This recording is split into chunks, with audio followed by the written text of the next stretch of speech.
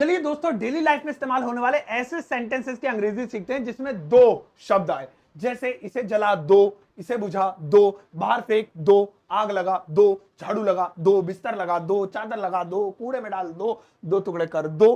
कैसे बोलेंगे? बहुत कमाल की क्लास है। मेरा नाम है सरताज, मैं हूं आपका इंग्लिश ट्रेनर और आप देख रहे हैं सरताज क्लासेस। ये क्लास होगी फुल देसी स्टाइल में, जैसे हमेशा होती है। सबसे पहले बात करते हैं इसे जला दो। अब किसी चीज को जलाने की बात हो और इसे आपको कहना जला दे, इसे जला दे, फूक दे इसे, तो कैसे बोलेंगे? इसे आप अंग्रेजी में बोल सकते हैं बर्न इट आउट या खाली बर्न इट। Burn it. इसमें कई जगहों पे आउट भी लिखा जाता है और कई जगहों पे नहीं भी लिखा जाता है, यानी आप बर्न इट कह सकते हैं। कोई कागज का टुकड़ा है ना, आपने कहा जला दे इसे, बर्न इट, बर्न इट, ऐसे। इसके बाद दोस्तों आता है इसे बुझा दो। अब जलाया क्यों था भैया, बुझाने की बात आ गई तो खैर, अब बुझा दो। तो इसे इंग्लिश में कैसे बोलेंगे? इसे हम इंग्लिश में बोलेंगे blow it out, blow it out.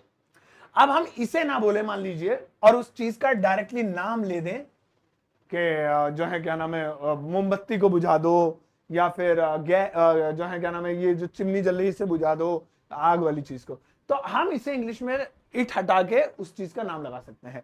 जैसे मोमबत्ती बुझा दो, ब्लो आउट, ये बोल दिया, अभी हटा हुआ है।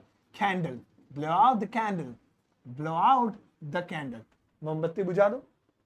ऐसे लैंप बुझा दो, ब्लो आउट द लैंप।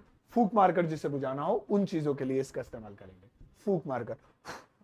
चलिए नेक्स्ट वाला है बाहर फेंक दो। अब कुछ सामान है, किसी भी चीज को बाहर फेंकवाना है, बाहर फेंक दो। इसे हम इंग्लिश में बोलेंगे throw it out, throw it out, ऐसे। तो ये तो हुआ बिना नाम लिया, बाहर फेंक दो, बाहर फेंक दो, मतलब आपने चीज का नाम नहीं लिया, बस कह दिया बाहर फेंक दो, थ्रो इट आउट। लेकिन मुझे नाम लेना हो, सोफे को बाहर फेंक दो, ये लड़का ज्यादा मचारे से बाहर फेंक दो, कैमरा लगाओ बाहर फेंक दो इसे उठा के, स्क्रीन है बाहर फेंक दो, नाम लेके। तो उस चीज का वैसे कैंडल की तरह लास्ट में नाम लिख देंगे। जैसे सोफे को बाहर फेंक दो, थ्रो आउट, थ्रो आउट। अब sofa, the sofa, throw out the sofa, हो गया। इसे बाहर फेंक दो, थ्रो आउट हिम। कैमरा बाहर फेंक दो, थ्रो आउट द कैमरा। सो किसी भी चीज को बाहर फेंक दो, थ्रो इट आउट, और नाम लेना है तो इट हटा के उसका नाम। इसके बाद आता है आग लगा दो, आग लगा दो, आग लगा दो, आग लगा दो। अब आप कहेंगे वो ऊपर था तो burn it, burn it, burn it. हाँ, वो होता है छोटी मोटी चीजों के लिए, लेकिन अगर कोई बड़ी चीज में आग लगाना, लाइक घर में, दुकान में, फैक्ट्री में, तो ऐसी कंडीशन में हम इसे इंग्लिश में कहेंगे set it in fire, set it in fire, है ना, सेट इट इन फायर। अब ये है आग लगा दो, इसकी इंग्लिश है खाली, किसी में लगानी है, नाम नहीं लिया, वो तो इशारे से बोल देगा आग लगा दो इसमें, है ना। लेकिन अगर हम मुझे नाम लेना, दुकान में आग लगा दो, दुकान में, सो कैसे? सेट, अब इट की जगह उस चीज का नाम, है ना, सेट द सोप, सोप नहीं सॉरी, सोप माने तो साबुन होता है।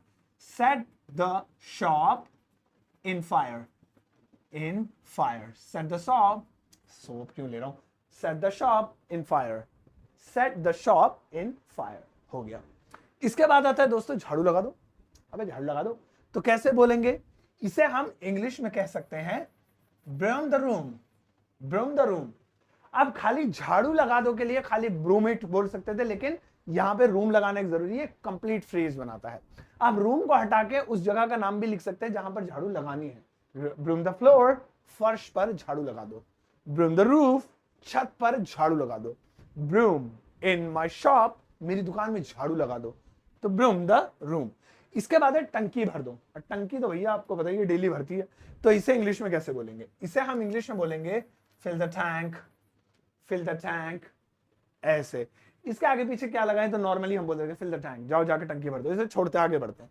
अगला आता है बिस्तर लगा दो। ये बहुत काम का है क्योंकि ये लिखा ही बड़े अलग तरीके से होता है, और लोग अगर लिखा हुआ देख ले तो समझ ही नहीं पाएंगे कि ये बिस्तर लगा दो लिखा है।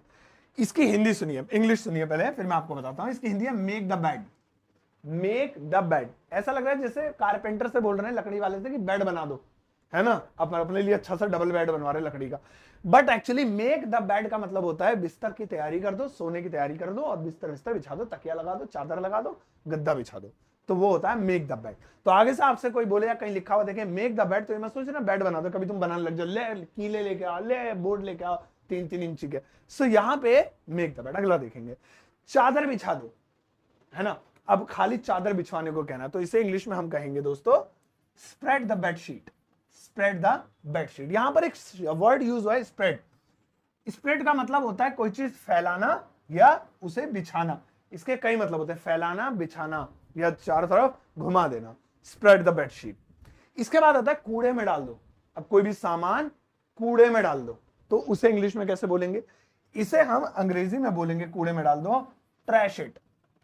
Trash it. आपने ट्रैश शब्द देखा होगा, मैसेज डिलीट करते हैं तो ट्रैश में चला जाता है, ईमेल डिलीट करते हैं ट्रैश, तो ट्रैश का मतलब कूड़ेदान होता है, ट्रैश, है ना, ट्रैश बॉक्स।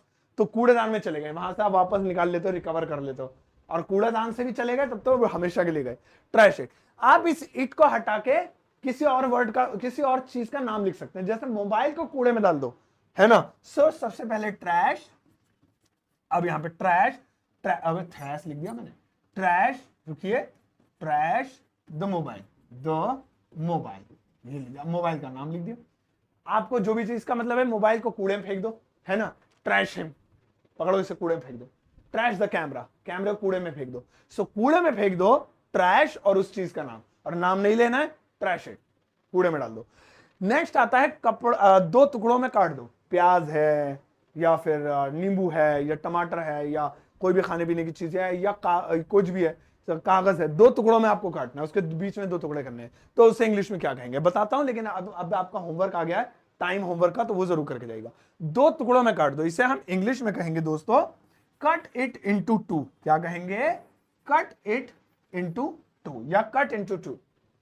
अब यहां पे कट के बाद आप उस चीज का डायरेक्टली नाम भी लिख सकते हैं, जैसे नींबू को दो टुकड़ों में काट दो, so cut the lemon, cut the lemon into two, into two, ये लीजिए, नींबू को दो टुकड़ों में काट दो। Cut the potato into two, cut the paper into two, कागज को दो टुकड़ों में काट दो। एक बार आप इसका स्क्रीनशॉट ले लीजिए, क्योंकि मैं आपको होमवर्क देने वाला हूं, तो यहां पर ज्यादा नहीं, बस एक सेंटेंस लिखा हुआ है, और ये सभी को बनाना है, क्योंकि एक सेंटेंस कोई बड़ी चीज नहीं है, कोई रॉकेट साइंस नहीं है, हर एक इंसान को एटलीस्ट एक सेंटेंस तो बना ही सकता है। इसके आपको इंग्लिश बनानी है। जो भी मैंने आज आपको सिखाया, देखिए उसमें से इसमें क्या लगेगा, सही तरीके से पढ़ के इसकी इंग्लिश ट्रांसलेशन कीजिएगा। और सरताज क्लासिक जो चैनल जाना जाता है अपने व्यूअर्स से कांटेक्ट में रहने के लिए, क्योंकि मैं हमेशा उनके जवाब उनके कमेंट सेक्शन में जरूर देता हूं। तो इस सवाल के साथ साथ, इसके जवाब के साथ साथ आप कोई अपना सवाल भी पूछ सकते हैं, इंग्लिश से रिलेटेड, ग्रामर से रिलेटेड, या किसी भी चीज से रिलेटेड कोई सवाल है, वीडियो के कमेंट सेक्शन में जाकर पोस्ट कर दीजिए। मैं आपका आंसर चेक करूंगा, जो सवाल दिया था उसका आंसर, साथ साथ आपके सवाल का जवाब भी देने की कोशिश पूरी रहेगी मेरी। मोर देन 90% कमेंट्स के रिप्लाई मैं करता हूं, फेसबुक, यूट्यूब, इंस्टाग्राम, हर जगह से।